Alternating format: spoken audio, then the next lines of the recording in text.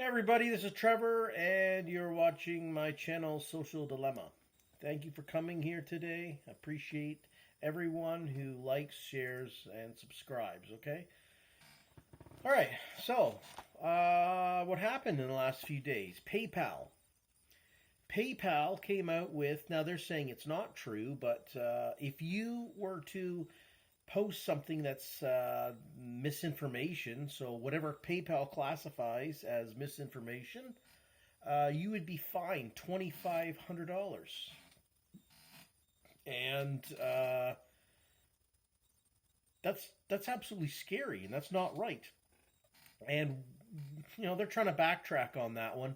But here's something else that happened. Within one day, Google lost $5 billion worth of shares, investments, and whatnot. Their shares went down. $5 billion.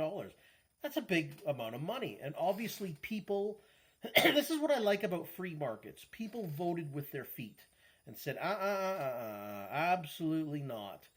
Who determines at PayPal what's right and wrong to say? Now, obviously, I think there are some things, the crimes against humanity. You can't go out and promote murder, rape, theft, assault, fraud. You can't go out and these things. But what gives PayPal the right I mean, I guess they're a private company. I guess they could. That's the thing. They're a private company. So yeah, I guess they could come out and say things as ridiculous as if you spread misinformation, whatever they determine to be misinformation, we'll fine you. We'll take $2,500 out of your bank account.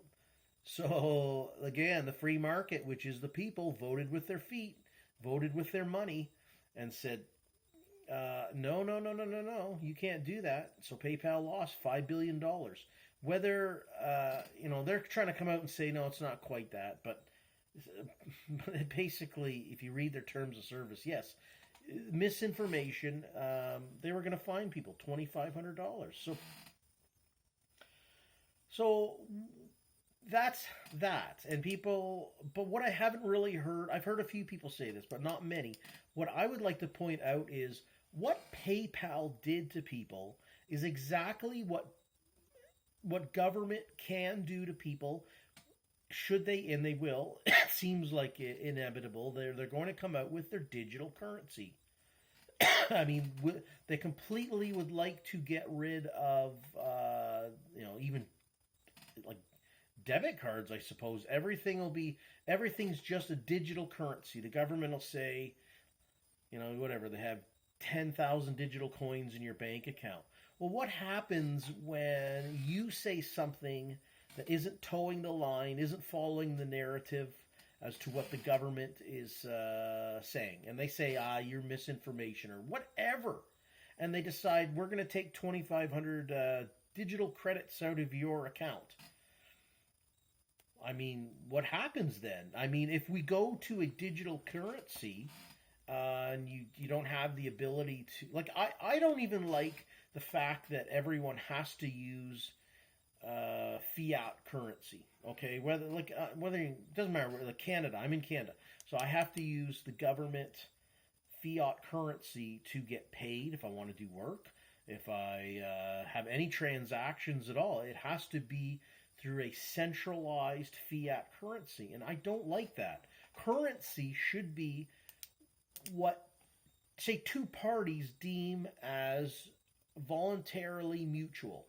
If that is doing work for someone and getting paid within 10 chickens, or maybe it's 10 ounces of silver, or maybe it's 1 ounce. Like I'm a big precious metals guy, because precious metals, unlike fiat currency, are finite. There's only a certain amount of gold and silver on this planet, and but yet fiat currency, as we've seen in the past 2.5 years, has just gone off the rails and been printed at a speed. They've been printing fiat currency at light speed on their printing machines, which devalues your supply and demand. There's too much supply of currency, and you can't have that. That's why gold and silver, I do like them, because there's a finite amount of it and it takes resources to find it. And typically it's about 8 to 1. If they find 8 tons of silver, there's about 1 ton of gold. That's about the. But it takes a lot of work to find that. Unlike currency that used to be backed by gold, which is not. But yeah, so I think I digressed there a little bit, but I was just trying to point out something about supply and demand and fiat currency versus precious metals. But to get back to the digital currency and the PayPal situation, PayPal, obviously people told them no, you can't. But what do you do when you have an organization like government? I mean, PayPal, yeah, people can put them out of business. And that's great. That's great. That's how the free market works. If you have a good business, people will come to you and they'll spend, their currency there, which is obviously fiat currency. But what happens when you get an organization like government? Because PayPal doesn't have public sector workers that come with guns. Okay, but government does. And again, I feel like talking like this again. These videos are daunting to me because the algorithms, I can just tell, are going to go down. But let's talk the truth here. Government controls the currency, okay? PayPal can come out with their ideas and whatnot. If they're stupid, they'll go under. And what they did, they lost $5 billion in one day. On the other hand, government will come out with its digital currency. And if you say the wrong thing, okay, someone in government, I didn't like what that guy said, and maybe you get a warning the first time. They'll say, you talk about this stuff from now on, and we're going to remove 2,500 digital credits from your account. Wow, okay, well, maybe that determines whether or not how good a food you're going to eat. Where maybe you can take a vacation. So we are being suppressed. Our freedom of speech will be absolutely. We're gonna, like Achilles' heel. They're gonna cut us at the heel with this digital currency, and I mean, government controls us through its currency. But again, if everyone is on the digital currency, government they'll just cut our Achilles heel if you say something wrong, and they take $2,500. So that's what I'd like to point out today is what happened with PayPal. Okay, whether people were misunderstanding what they said or not, it looks, if people were like, oh my God, PayPal said they'll take $2,500 from my account if I spread what they deem as misinformation. So people are like, we're cutting you off. And you can leave PayPal.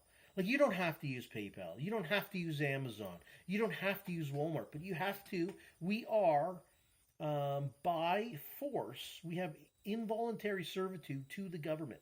You can't opt out. So when the government comes out and says, a cashless society, the only thing you can use now is the digital currency that we provide to you. Like right now, do we have a little bit of flexibility? It seems that way, like what the government could completely come out and ban all gold and silver as transactions.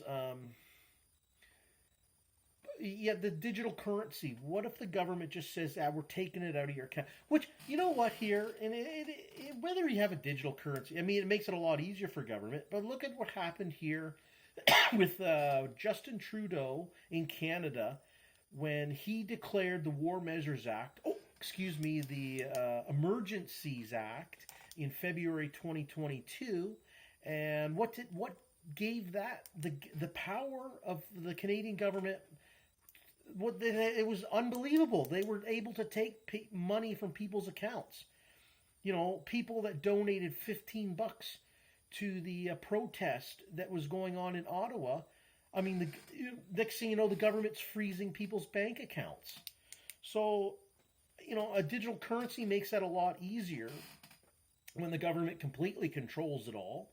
But they certainly can control it all with something called, they have martial law, which is what the Emergencies Act is. Okay, they changed the War Measures Act to the Emergencies Act because it sounds so much better. It's like when police changed, it's like we aren't the police force of whatever town. They're now the police department, and then they go from department to service. It sounds so much better, but it's like putting lipstick on a pig. It's the same damn thing. So basically what Justin Trudeau was, he declared martial law and he controlled everyone's bank account. So, I mean, this is where we're heading, people. This is why I'm an advocate for voluntary currency that parties can mutually agree upon. That's why I like gold and silver. And you can have your bank accounts with gold and silver because it is a finite source.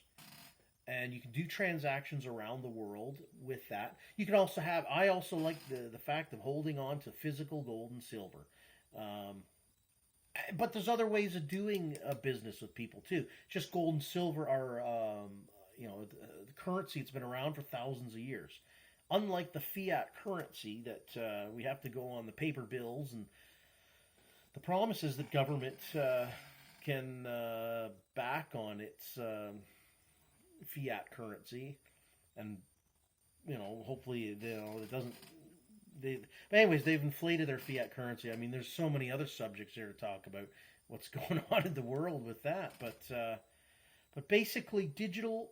Yeah. So, what PayPal did to its customers, threatening to take $2,500 from their account, is exactly what government can do to its citizens. Only worse, because you can't opt out of government. You can't just say to the government, you know what, I don't like this contract you've come up with here, the social contract. I just would like to opt out of it.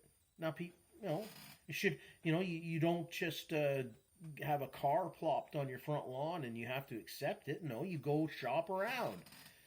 Well, that's why I think something like government should be a voluntary institution where if hey, maybe you want to put money into healthcare, go ahead. If you want police and all this stuff, you should be able to opt in and opt out and pay for what you would like, okay?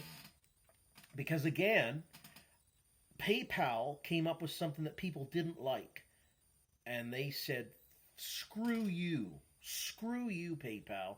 And they lost $5 billion in one day, and now they have to redo the whole thing. But with government, you don't have that option, people.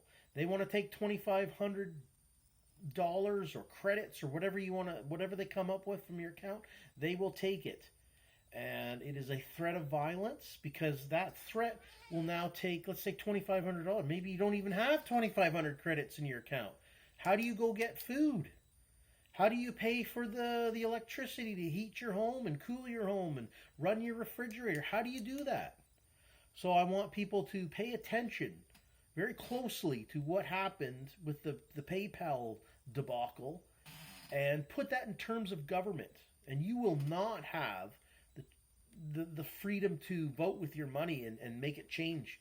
It'll stick. It will stick.